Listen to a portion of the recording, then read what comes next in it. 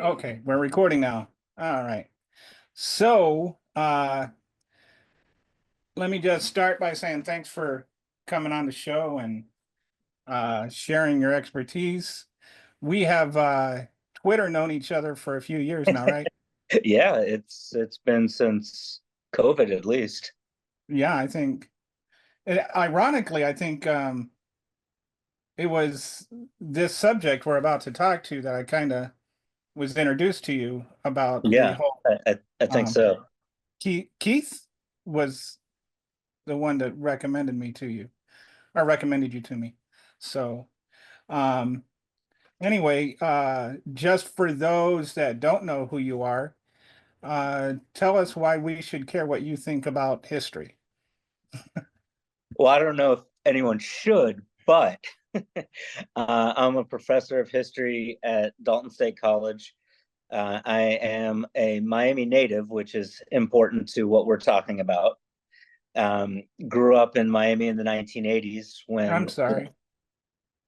No, that was a joke. yeah, I'm used to it. It's fine. It's fine. I don't go back there much myself. Um, but when Wait, in the the 80s though, that's like Gloria Estefan That's prime time. Scarface. That's Scarface Miami Vice time. Yeah. Yeah. Um, and when the first huge wave of South American immigrants came into the city, especially Colombian immigrants, and so Latin American history culture has always been one of my favorite aspects of history and just society in general. Hmm. So, a lot of what I wanted to talk about today is the whole process of asylum and the causes of people coming from South America and Central America to seek asylum. You know, there's some people that want to think that it's just they're just coming here to find a better job or whatever, um, and take our jobs. But even before we go into that, can you explain a little bit why such a thing as asylum exists? Yeah. Well, first of all, I'll go back even farther than that because to understand when the United States or why the United States made the decision to create this thing we call asylum, Hmm. kind of have to look back 50, 60, 70, 80 years before that when the United States tried to completely shut the door on immigration. And they did to some groups of people, such as Chinese, through the Chinese Exclusion Act in the 1800s, and then late 1800s after the Transcontinental Railroad was built, and then the Immigration Act of 1924, which set up quotas, a quota system. And this was meant mainly to stop the immigration or the migration to the United States of what many thought were more undesirable people. Hmm. It really focused on Eastern Europeans, Russians, Poles, Jews. It focused on Southern Europeans, Italians, Greeks, maybe people from the Balkans. Basically, it really does nothing to curtail immigration from Northern Europe, from the British Isles, Nordic countries, German states. And this is during a time, and I know I'm getting way into the weeds here, but this is during a time when eugenics was kind of the popular theory, Right, not right. just in fringe circles as we would think today, but prominent Americans, government, leading industrialists of the time. And it was thought that people, and this is very similar to what the Nazis felt, people were genetically inferior. Like And I think a lot of people don't know that like social Darwinism yes, yeah, was actually the reason that Darwinism became accepted. It's not like Darwinism led to social right. Darwinism being accepted. It's this idea of social Darwinism that the people that were rich deserve to be rich because they were better people. And Right, and it's also a time when we start to see in the United States the first social welfare programs, um, Mhm. and it's almost a reaction to that as well. It's the idea that if these people can't survive without the government's help or our help, then they shouldn't survive, and in Right, many cases literally shouldn't survive. um, and again, it's not, and I highlight this point and stress this point to my students, it's not just these fringe people in their parents' basement making up these wacko conspiracies. This is, right. you know, Leland Stanford University, the Kellogg family, they're all bankrolling this. So it's prominent politicians, and it's obviously not just happening in the United States. It's happening in Britain. It's happening in Western Europe as well. But um, so the reason I give that background is the first real asylum comes from the Displaced Persons Act of 1948, and it is passed by Congress 3 years after the end of World War II. It is signed by President Truman, and it is supposed to, and I stress supposed to, it is supposed to grant refuge, a safe haven to the more than, well, not all of them, but to some of the more than 7 million displaced Europeans after World War II. And one of the reasons why that's so important is before World War II, the United States, because of the quota system and the Immigration Act, did not let in a lot of immigrants who were fleeing war-torn Europe, especially Jewish refugees who were trying to escape Nazi Germany before the Holocaust, Right. literally turned away. Some of them were lucky enough to go to places like Cuba, Colombia, Venezuela, but many of them were turned away and sent back to Germany and ultimately died in concentration camps or in some other way. Now, this Displaced Person Act And it was was, other like other countries were also not letting them in, right? The yes, So some, that was why they had this UN meeting to talk about, hey, people have a right to leave their country if it's going to kill them. yeah, exactly. And the Displaced Persons Act that Truman signs into law in 1948 was far from perfect. They amended in 1950, they amended in 1954. Truman was outspoken in saying, I do not like this, but I'll sign it just to get the ball rolling. One of the reasons why was that it discriminated against, well, discriminated is a harsh word, but it did. It discriminated against many Jews who had just lived through, the ones that had survived the Holocaust, because it didn't get rid of the quotas. So if this was a Jewish person who had survived a concentration camp but was from Poland or the Soviet Union or somewhere that had a low immigration number back when the quota law was set up, it didn't allow a lot of them in. And it was later amended to get rid of the quota, so it did. But initially, it only allowed, only 16% of the people that came in were Jewish.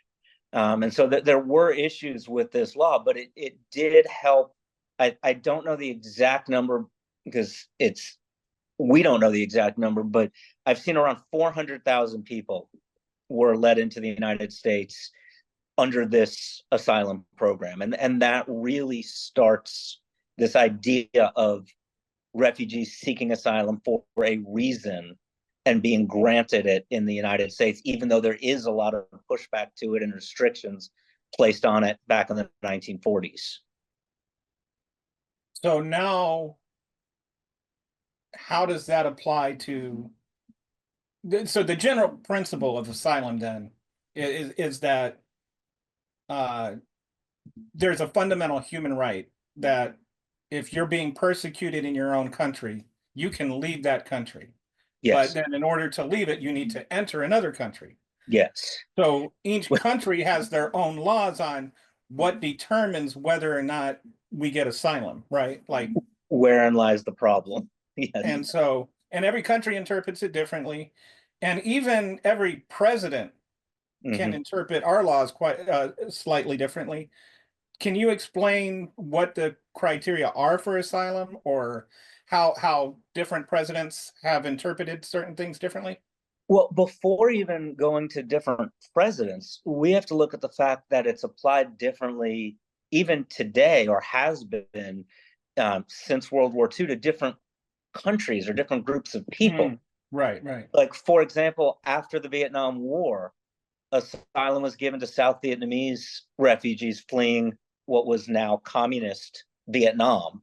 Mm, And they had, and I'm not saying, obviously, I'm not saying they didn't deserve it, but they had a much easier time of getting into the country. The perfect example, or a better example, would be Cuba. After Castro takes over Cuba, we had the wet foot, dry foot policy, where basically if you made it to the United States, if you physically if you're a Cuban refugee fleeing Castro and you set foot in the United States, you were automatically granted asylum. And that applied to, not going through a quote unquote port of entry hmm like you have to today. That applied to people coming over in literally rafts, there, boats, inner to, because Cuba's only 90 miles from Key West. So there were hmm literally people in inner tubes who would try to Right. make and under these various laws at certain times, they were granted asylum the second they touched foot on American soil. The reason where, or the area where this becomes controversial, is at the same exact time that the largest influx of Cubans were coming, 1980, the Mario boat lift. Haitians are also trying to come to Miami specifically, but to the United States overall. And many are arrested, put in what is in Miami called the Chrome Detention Center. It was a United States Department of Immigration facility out in way west Miami, out past the Everglades. And many were sent back home, back to Haiti, and a lot were executed when they were sent back because they were Wow. the revolution uh, hmm in Haiti. So it applies to different countries. I hate to say it's up to the whim of the president or the party in power at the time, but it is in many ways. It had a totally different feel during the Cold War. The Cold Yeah. War, you could justify it, and it was justified if you were fleeing communist, socialist, some Soviet ally. Then you were more likely to be granted asylum. That could have been the Nicaraguans after the Sandinistas took over, the Cubans after Castro took over, wherever. And one of the things I think is ironic is that back in the 80s and 90s, if you look at the court history, a lot of the people that were advocating for asylum rights were actually the evangelical right. Mm-hmm. I mean, Reagan was, not to lump him in with the evangelical right, although you could, but Reagan was, I mean, if the Republican Party today would look at Reagan's stance on immigration, they would kick him out of the party. I mean, one of the things I always bring up is in 1979, when Reagan and his future vice president, future president, George H.W. Bush, were both running for the Republican nomination. They had a debate it was either 1979 or 1980. I don't Mhm. remember exactly when, but it was for the 1980 election. And they had a debate on immigration. And Republicans today listening to that would be like, this is not Republic. I mean, even George W. Bush in 2006, the 2006 immigration law, his Mhm. on immigration was very progressive, to use that word. Right. So this actually makes for a nice segue, right? Going from Reagan to some of the reasons that we have issues in Central and South America right now Yes. are because of Reagan, right? Yes. Oh, definitely. Um, the helping the Contras against the Sandinistas, the socialist government in Venezuela from Venezuela. We'll get to Venezuela. From Nicaragua from 1979 to 1990, in this massive civil war that they had, decimates the country. It leaves thousands displaced, homeless. And then again, that is not to say that the Sandinistas, the socialist government in Nicaragua, were great to the people. They weren't. I mean, they were horrible to the people as well. So they have as much blame in this. But the fact is that there was a civil war in Nicaragua for the entire 1980s. There was a civil war, basically a civil war in El Salvador during the same time, in the 70s through really 1993, displaced hundreds of thousands of people. And because it's the Cold War, the United States took a side, the Soviet Union took a side, and we would let in the people that were fleeing what we felt as the socialist regimes, or the communist regimes, and they weren't communists, but the socialist regimes. And yeah, those economies lay in ruins because of decades of fighting. So this is also kind of tying back to what you were saying about our policy in general being more along the lines of the wider you are, the better your chances. Nicaragua is more of a is mostly a white country, right? Like I think a lot of Americans think of all of South America as being like brown, but they're not equally. Like Nicaragua is predominantly Caucasian Yes. versus some of the other countries like Guatemala and that are more brown, and so the admission rates for asylum were much higher from Nicaragua than some of the other Central American countries. And also, another thing thrown in that is Nicaragua, even El Salvador, even though El Salvador has more of a indigenous, mestizo, mixed population, they didn't have slavery at the levels that some of the other countries in Latin America had. And so they have no black population. One of the interesting, I don't know if interesting is the right word, but interesting things to look at with Cuban migration is originally most of the Cubans that came to the United States were white, for lack of a better term. And the black Cubans were left in Cuba, whether it was because they didn't have the means or whether it was because over time they didn't have a family member already in the United States that they could sponsor them.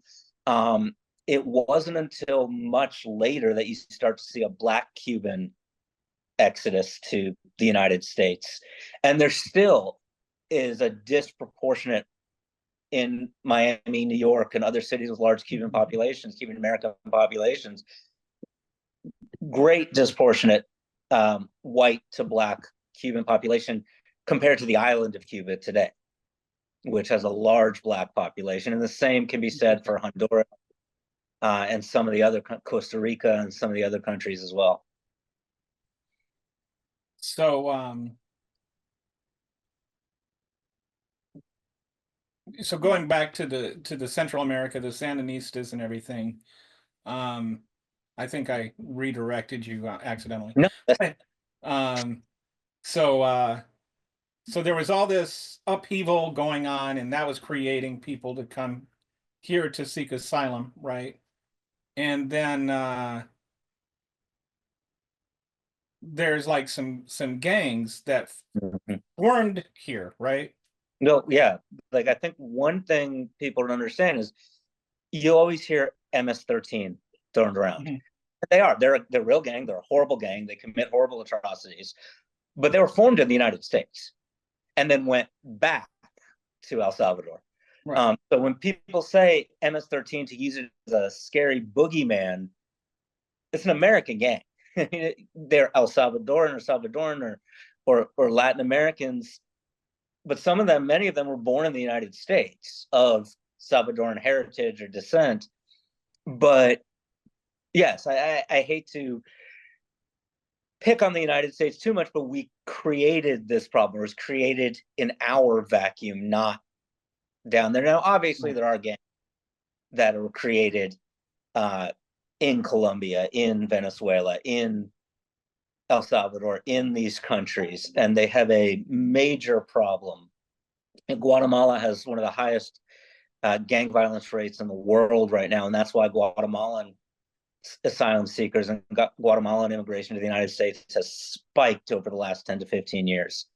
But part of the problem or part of the issue is their economy. And, if we want to use Guatemala for an example, we can go back to the 1950s when the United States meddled in Guatemalan affairs and got rid of Ibanez, got rid of he was socialist, but he was the elected leader of Guatemala, and the CIA helped Guatemalans with a coup that overthrew. Because he was a communist, right? Or yeah, they called him a communist and called him a communist. Domino theory and all that. So, but he was a democratically elected socialist. Yeah. What he actually was.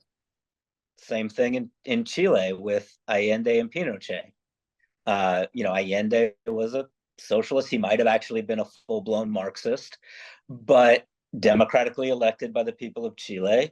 Nixon administration helps a right-wing dictatorship overthrow them, and it leads to countless deaths, and as they called it, disappearances in Chile in the 1970s and beyond, which destabilized that country and led to, today there's not a huge influx of, say, Chileans to the United States, just because they're more stable, one of the more stable countries in the region. But in the 1970s and 80s, there was. Same with Argentina, though I don't know if we can call Argentina stable, but Argentina has been more stable over the last 20 years since they got rid of their military dictatorships. Yeah, but they had their own problems with the disappeared too, right? Yes, it was really in the military junta, the military dictatorships that came after the Peróns. Although they kind of started under Juan Perón's second wife, Isabella, who was president when Juan Perón died in the mid-1970s. She was actually charged with crimes against humanity, but Spain refused to extradite her to Argentina to face the crimes. So she's still in Spain. But yeah, they had their own problems, but they've stabilized since. So you see much less Argentinian and Chilean immigration, but it's not it's different. Right. They're not fleeing for their lives. Right. They're coming just because, well, for whatever reason. But I mean, and some of it might be for better economic opportunities. The economy of Argentina hasn't been great over the last 20 years, but they're not seeking asylum. They're immigrating, for lack of a better term. So now you've got, it's kind of come down a little bit, like the Northern Triangle and Venezuela and some of these countries that are fleeing gang violence. Can you talk about how different presidents treat gang violence as a reason for asylum and why that is kind of an option of the president? Yeah, well, to give you an example, President Obama and now President Biden treated this in a completely different way than President Trump did. First, just the way the United States dealt with these countries overall. President Obama and President Biden tried to help the countries, and I'll make a generalization, but you usually see Democratic presidents will try to, if not lessen, say, the sanctions on Venezuela, but will give more humanitarian aid. President Biden has done more than any other president in trying to work with the governments of even Ecuador, which has a horrible gang problem now as well, which is sort of new compared to the others.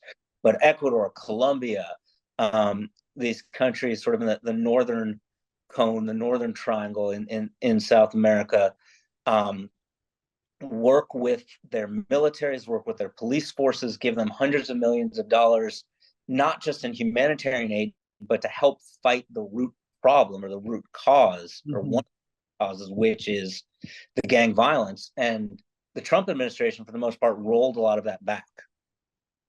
And so they said, well, you know, if we, I don't say ignore it, but if we ignore it, then maybe it'll go away. Or if we just slap more sanctions on the country, it'll hurt the country. And it does. It hurts the country, but effect in the long run is it creates more asylum seekers. Yeah, I was thinking like an analogy of that is if when Donald Trump was in office, he turned the gas on a pot of water, and then it started to heat up, and then by the time Biden took office, all that water started to boil over, and everybody's like, "Oh, it's Biden's fault that Yeah. the water is boiling over," but it was actually Trump that had reversed a lot of programs that were helping calm that situation down. And then, like with the Summit of the Americas and some other things like that, that actually promoted democracy and tried to keep some of these other issues and stable. Uh, all of that he either did away with or belittled, and then Yeah. that was just like effectively turning the stove on and then blaming Biden for it once the water started to boil over. Yeah. 100% true. Now, I will say one thing. It does take two to tango, meaning that, example, the outgoing Mexican president, who's literally out this month, I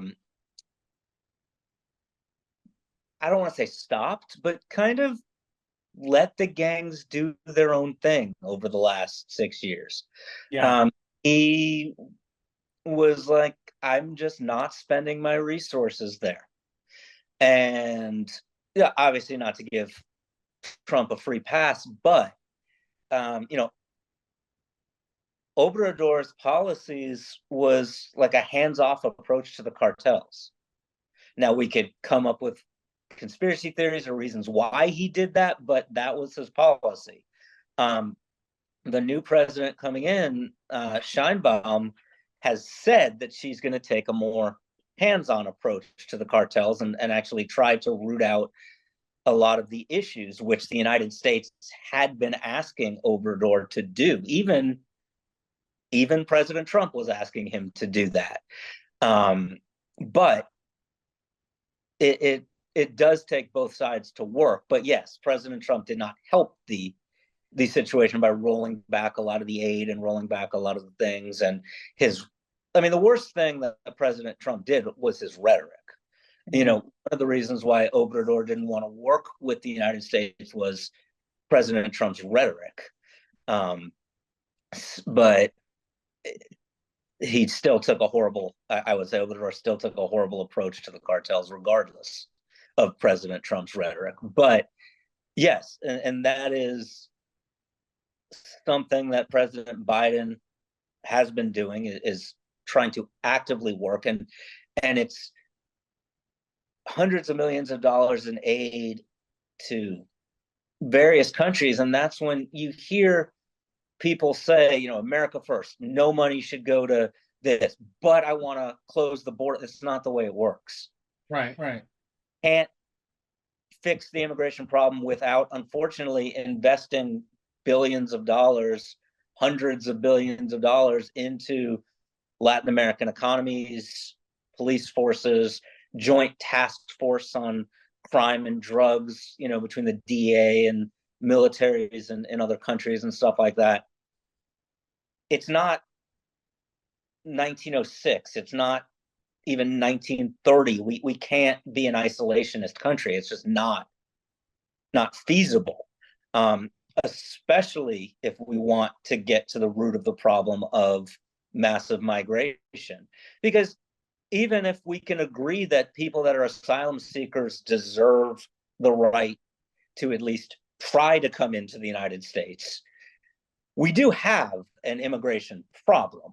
I don't know if that's the right word because that sounds harsh, but we do have an issue.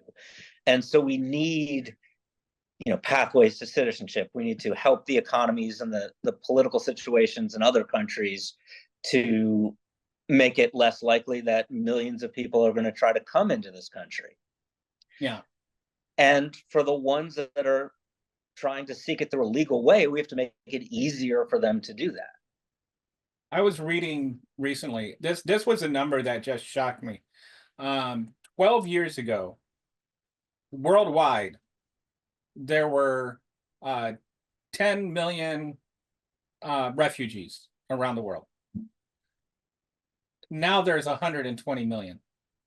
Yeah. So it's gone up 12 times in just the last 12 years. So it's not like I think it's a humanitarian crisis, and it's not just here, it's Right. all over the world. It's And Europe. so why are those people coming to the border? Whether they come across the border, whether or not they get asylum, all of those are secondary and tertiary issues. Why are they leaving where they are? Why are they coming to the border? Where are the we don't have as much as Trump would like you to believe it, we don't have 120 million coming over here. No. We've only got 3 or 4% of them.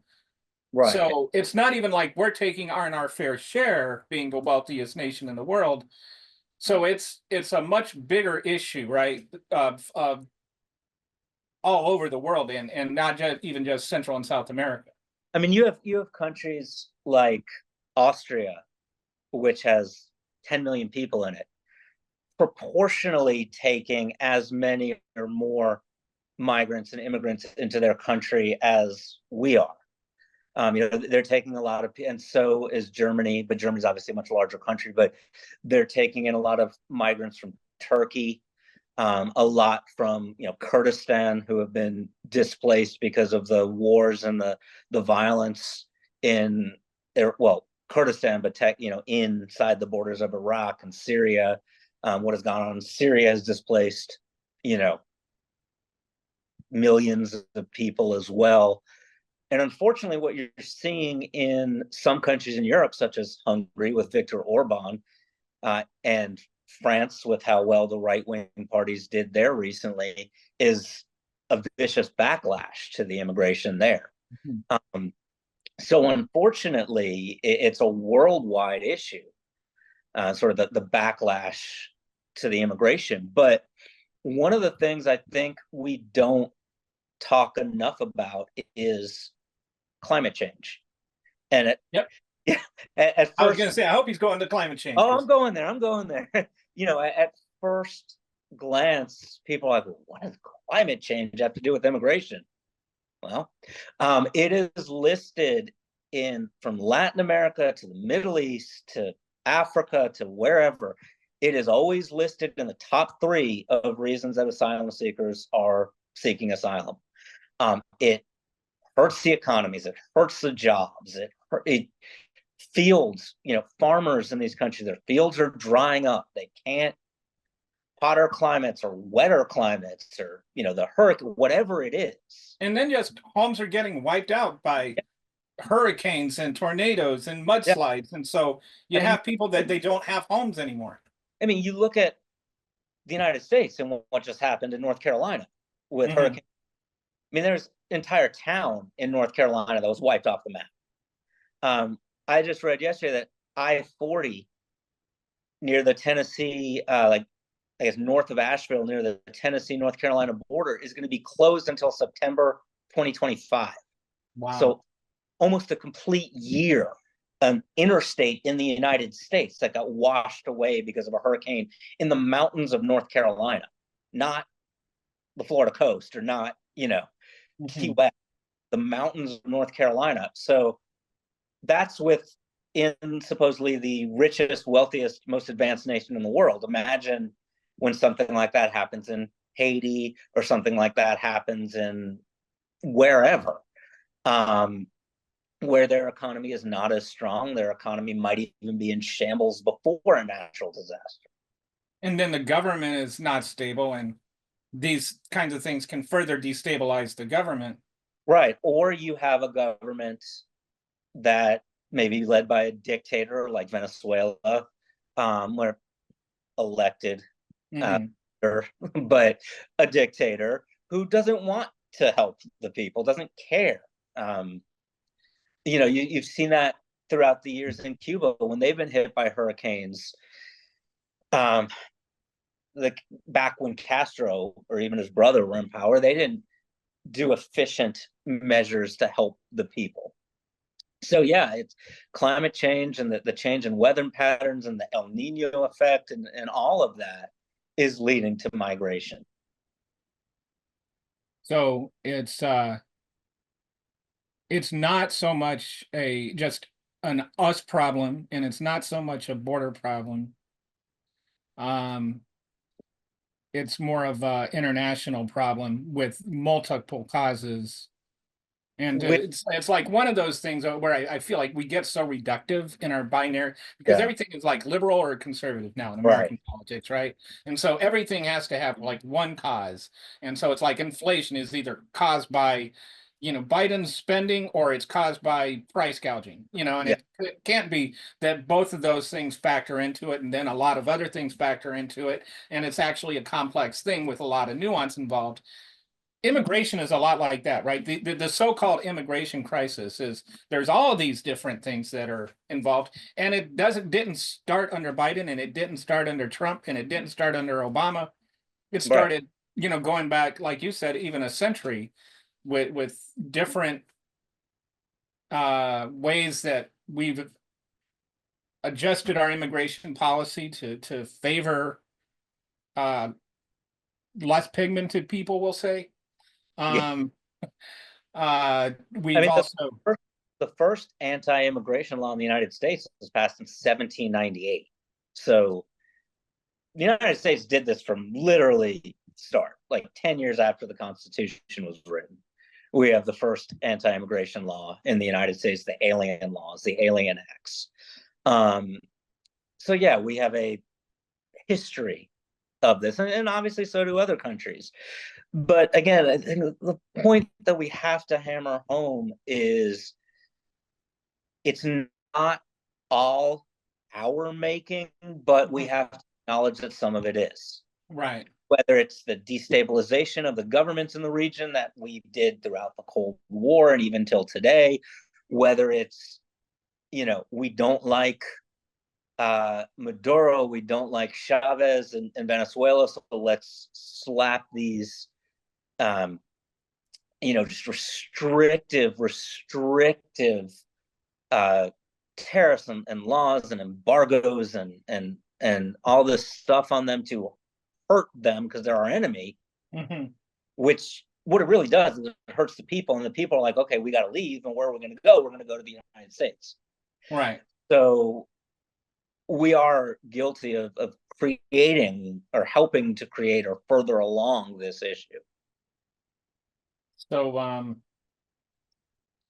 the alternative to that is, I think, with all of the talk about Kamala Harris being the border czar, even though she's never been the border czar, what she was Yeah, asked about was actually to in the Northern Triangle to look at the root causes, right? And one of the things she did was she got U.S. private businesses to commit $5 billion investing there, and some of that has already been spent. And the number of um, the percentage or the number of people from those countries is like down to 30% of what it was before she was tasked with that. Um, I personally think that is the way to go about it. It is not just making it the U.S. U.S. gives taxpayers or U.S. gives tax money to everybody. Although I think there's needs to be some of that, but right. by allowing these other countries to uh, by investing in them, it gives them like jobs and Yeah. reasons to stay there, and it stabilizes the country, and that stabilization reduces the number of immigrants. Like for example, under President Biden, the United States gave close to $200 million to Guatemala to President Arevalo because he ran and was elected on a platform of cracking down on corruption, cracking down on extortion within the country. And the United States said, okay, you do that, we're going to give you $170 million. And this is money that was to be used to help hundreds of thousands of families in the impoverished areas of the country. Mm-hmm. The ones that, and what a lot of people also don't realize is when people are coming from Nicaragua or El Salvador or Guatemala, many of them go to Mexico, Mm-hmm. go to the United States. Many of them stop in Mexico. That's their ultimate. Now, many obviously do go to the United States, but many stop in Mexico. So it's, we've been trying to, again, this is when President Obrador kind of took a hands-off approach to everything under Trump. It hurt because the United States has been trying to help Mexico deal with their own problems with mass migration and stuff. Mm-hmm. Because, the media or the pundits or whatever would like you to believe that this is just 20 million Mexicans coming to the border. It's Mm-hmm. not. That yes, obviously there are Mexicans that are coming, but it's Right. almost every country or most countries in Latin America and Central America all around. And yeah, the way to tackle this problem is to help those countries first. Now, that's not going to stop migration, nor should Mm-hmm. it. But it will definitely slow it. Now, honestly, and something we touched on before, the issue of climate change is something that is obviously much harder to tackle. Right, right. You can't put the brakes on that. Yeah, so that's so we're never gonna, even if we wanted to, we could never completely stop Yeah. migration, asylum seekers because of climate change. But again, when you have horrible policies within your country that deal with that, it just exacerbates the situation. So, it's almost like cutting off your nose to spite your face. It's what we've been doing a lot of the time. The statistic, just to support the whole climate change thing you're talking about, that 120 million refugees I was talking about, 86.3% of them, I think it was the number, are from countries that have had significant events due to climate change. Yeah. So, like, it's definitely a major factor, maybe the biggest factor.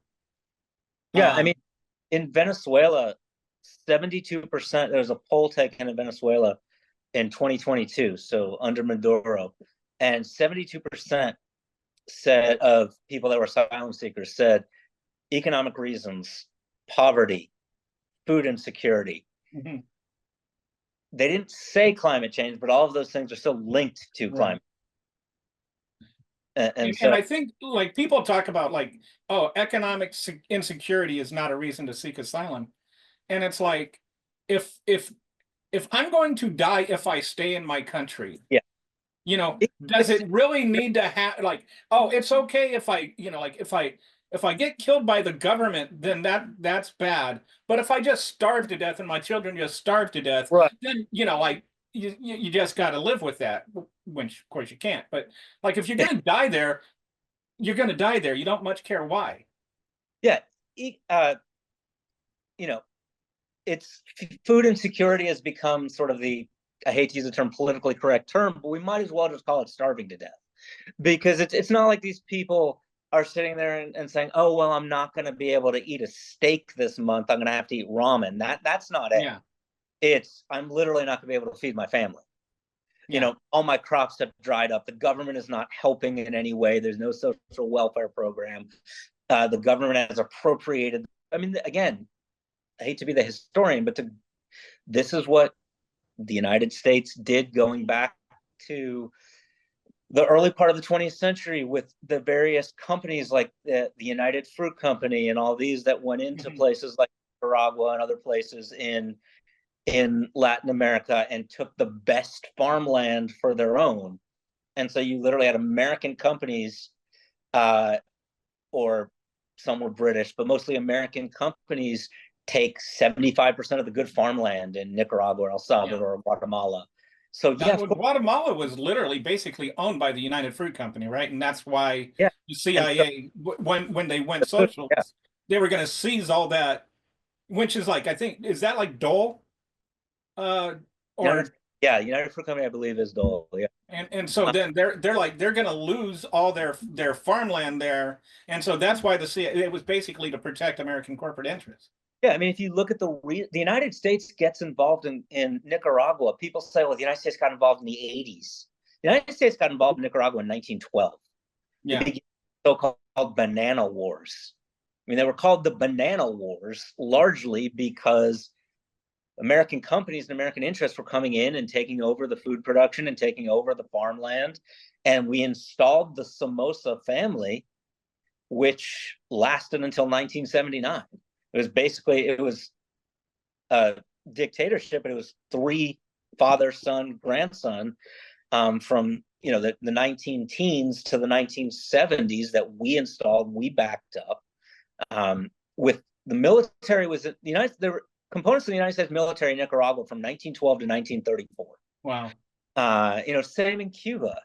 Cuba, after Cuba is liberated from the Spanish during the Spanish-American War, the United States gives Cuba its independence in 1902.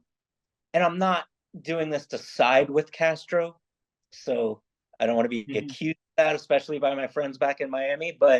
Um, but the United States became, or Cuba became a playground for the American rich in the 20s and 30s. Hotels, casinos. During Prohibition, Al Capone ran his rum smuggling business out of Havana.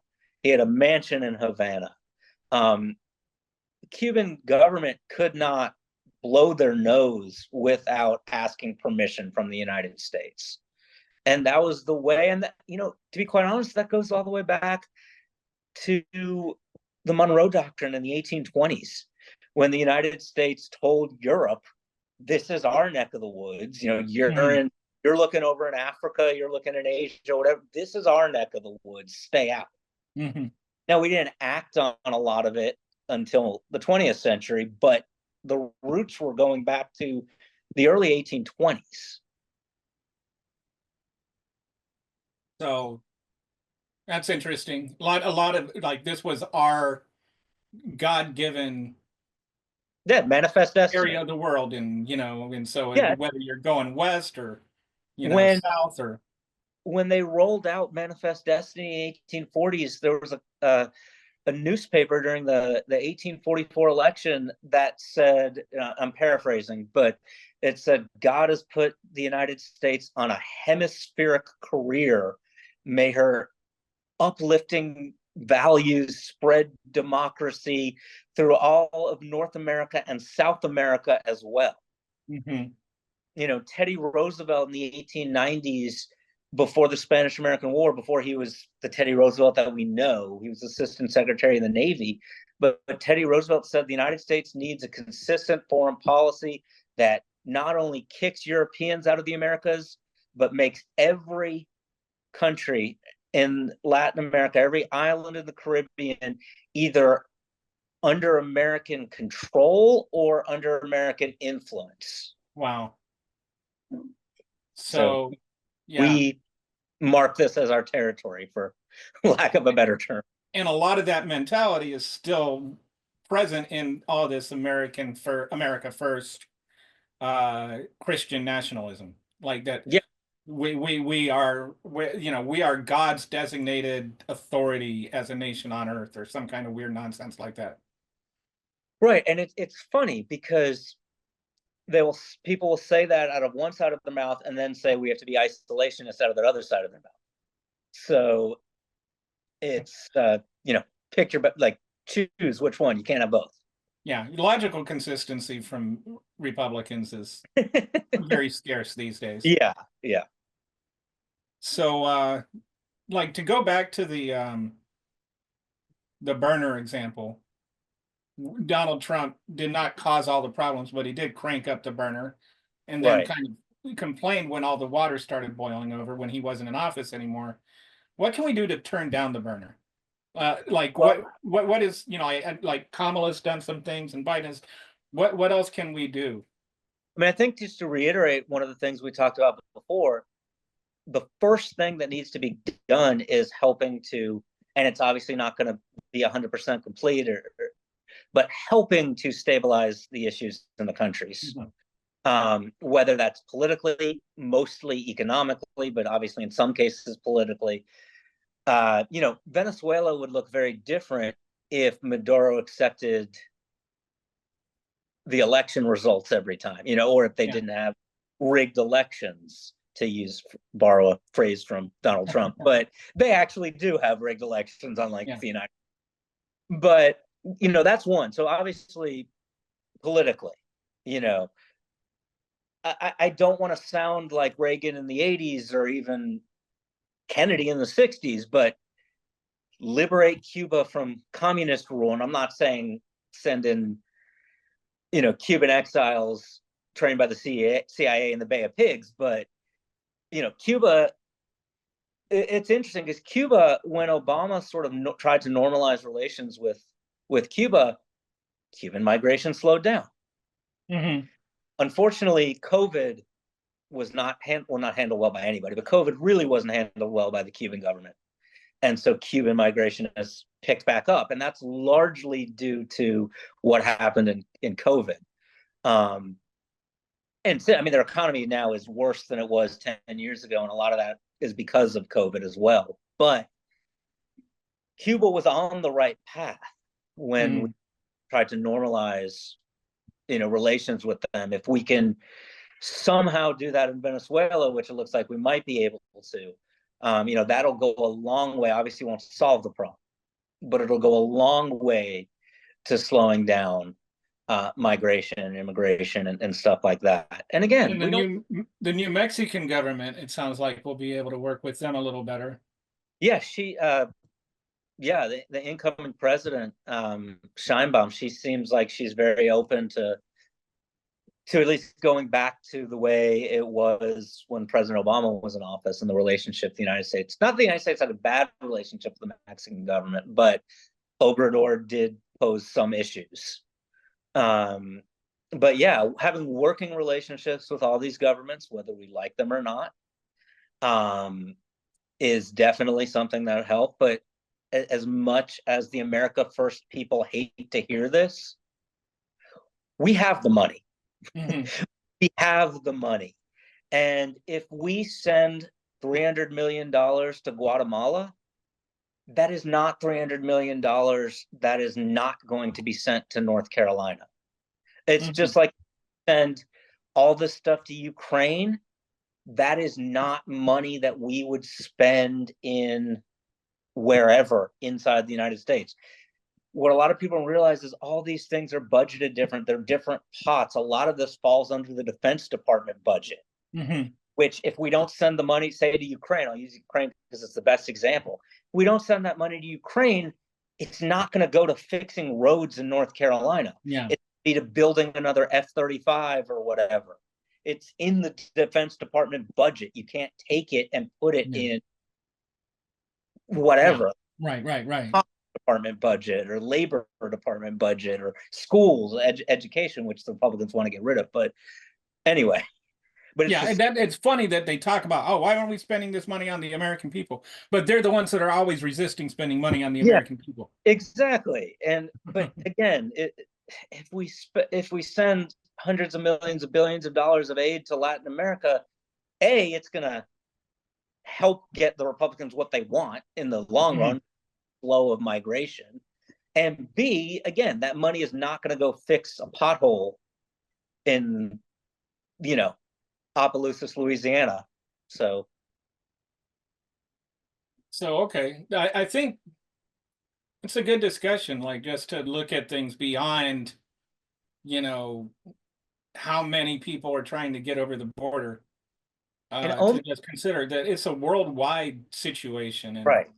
It's the same with inflation. Inflation's a worldwide situation. And when, people blame President Biden for inflation, just point, and obviously it doesn't work. But as many times as we say, the United States has handled inflation better than almost every other country in the world. right.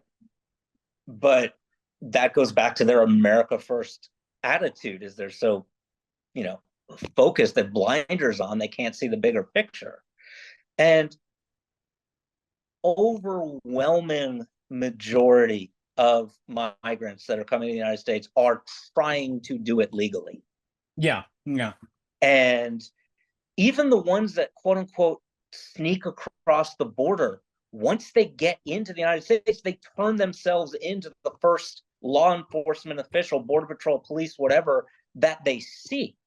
Yes, obviously there are ones that are trying to evade the border patrol and will end up, you know, in cities and stuff. But Actually, they have, did you know they have a full year? If they sneak over the border, as long as they go to a port of entry within a year well, and that's turn right. themselves in, then Yeah, they can legally request asylum and get, like uh there's two tracks for asylum, and one is for you got nabbed and then you go through the immigration court system, and then there's you turn yourself in and you get to right. go talk to your asylum officer, and it's a much friendlier approach. But as long as Yeah. you turn yourself in for that first year, then you can go through the friendlier track. But the problem is we don't have enough asylum officers. The problem is that, and also a lot of the issues are people that do that are granted temporary asylum or something, Mm-hmm. even work visas, who are the big, the largest or large number of undocumented immigrants in the United States are people who have overstayed their visas Mm-hmm. or overstayed whatever temporary legal status they were given. So It's they entered legally, but they didn't. They're no yeah, longer legal. correct. And so, they're obviously doing it for various reasons, but if these are people that are contributing to the economy and want to become citizens, the issue is if you grant somebody a temporary status and they're allowed to stay here for 6 months or a year or 3 years, and then after that you don't put them on a path to citizenship, you send them back home, and then if they try to come back again, they're a repeat offender, and they could be either not let in or it's we're not making it easy, is what I'm saying. And I hate the phrase open borders. Nobody wants an open border. Nobody wants terrorists to sneak into the country, but we're not talking about an open border. Mm-hmm. The fact of the matter is we are not the size of Liechtenstein. We have a 2,000 plus mile border with Mexico. We have a longer border with Canada that nobody talks about. Right. That is basically, except for several checkpoints, undefended. So if terrorists, Longest unguarded border in the world yeah, between Canada and the. really wanted to sneak into the United States, much easier to do it through Canada than it is through Mexico. And nobody's crying about the northern border with Canada, but it's because the Canadians are so nice. But anyway, but yeah, I mean, we need to, DACA was a first step, but we need to obviously protect the dreamers, protect DACA, Mm-hmm. and give a real pathway to citizenship. There are people, and it's not just like one or two people. There are people who have been in the United States since they were a baby. They weren't born here, but they were brought to the United States by their families or whatever when they were infants, 2 years old, 5 years old. They've lived in the United States for 40 years. These are the people that could, if Trump is reelected, if he goes with Stephen Miller's mass deportation plan, these are some of the people that could be deported. People that have lived 99.9% of their lives in the United States. Some of them, and I know some of them, I've taught some of them, they don't speak Spanish. Mm-hmm. I mean, aside from being born in Mexico or Guatemala or wherever, they've never been to that country. And they never made a decision to come over here. Well, It's yeah, not like they said, I'm going to break the law. yeah, They were held as an infant in their mother's hand as she crossed the border. That doesn't mean they did something wrong. They are, and they are just as much American as anyone else. Yeah. They just weren't born here. And some of them may not even know they weren't born here. Yeah, that is true. And again, I don't want to get anybody in trouble with, but I have students who fall in that boat too, or who found out later in life they were born in Mexico or another country. They didn't know until they were teenagers or adults. Their parents just didn't tell them. They When thought they needed to get their birth certificate for something. yeah, Then. exactly. Needed to for college. Some of them wanted to join the military, whatever. And that's, again, that's the other thing. We have, people living in the United States who have fought in our military who have been deported. Yeah. There were I remember that there was a story of, I don't remember if he was in the Army or the Marines, but he had come over when he was a small child. He was a veteran. He was in either Iraq or Afghanistan, and he had voted for Trump, and then he was deported. And so, I mean, it's rare cases, obviously, but it can happen. Legally, it can happen. And so, yeah, I think that's pretty bad optics, deporting a veteran. But it's yeah, and I think for a while they had programs where you could, if you served in the military, you could actually gain citizenship through military. yeah, I don't know if they still have those, they but when I started was in, they had those kinds of programs. they started that during World War One, actually, because about 15 to 20% of U.S. soldiers during World War One were foreign born and Wow. citizens. And many of them did not speak English except to understand, march, duck, charge, get out of the trench, go back in the trench, gas, whatever you needed to know in World War One. But they were granted citizenship when they returned, if they were lucky enough to return to the United States, and didn't die over in France or Belgium. They were granted citizenship when they got back to the United States. Wow. So I think we're about an hour now, and I didn't want to go much over an hour because you probably have a life to live. But I really thanks a lot. You're my first guest on my show, and you've been a great one. Really just thank you, Seth, for No, and I, I appreciate you for doing this, just in general, because you're saying the things that need to be said. so I'm hoping people listen. But yeah, we definitely need to get our heads out of just this southern border, and just making it about, and then, like exaggerated figures and lies. And so if anybody wants to follow you on Twitter, what's your Twitter handle? It is Seth A. Weitz, Weitz. But I believe you will have a hard time finding me because I believe I'm shadow banned. So Oh, but I right. am. Well, I'll put a link to it in the comments, and then next time you see Marjorie Taylor Greene, make Yeah. sure you don't say hi for me.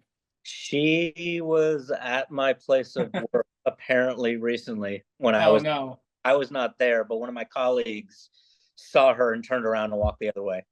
So Are you in her district? yes, Your I don't your live in. college is in her district. I work in her district. Yeah. Wow. So Wow. I've had Lucky you.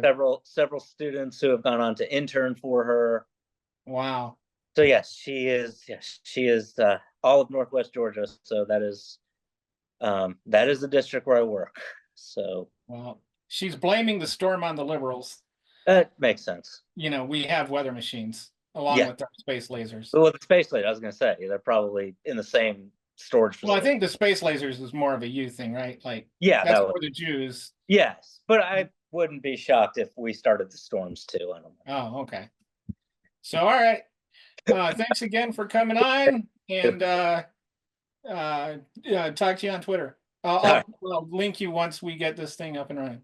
All right, good to All talk to right. you. Thanks, Seth. All right, bye.